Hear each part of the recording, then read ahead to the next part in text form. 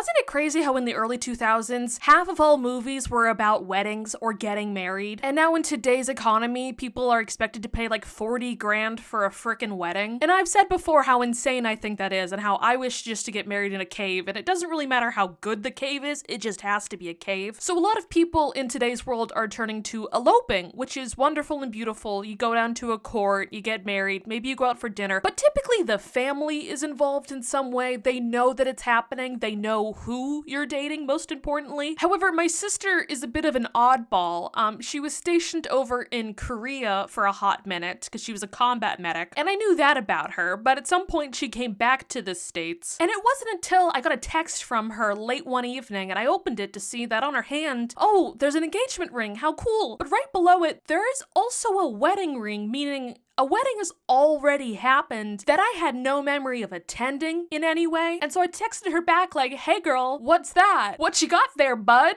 And she was like, oh, I got married at a Cracker Barrel. And I said, you did what now? And then she sent a picture of like a waitress's photo of them in a booth at Cracker Barrel smiling. And I'd never seen this man before in my life. I had no idea who this guy was. So not only had I not known about the engagement, I hadn't been to the wedding. And when I was speaking with it recently with her, she laughed for about a minute because she had no memory of not telling me and thought that she had. Anyway, like most military relationships, it lasted about, say 2 years. His job was fixing drones, and he kept stealing parts and trying to build bombs in their bathroom, apparently. Anyway, now they're divorced and he's dead. So, moral of the story, invite your loved ones to the engagement party before the marriage happens. It'll save you some time.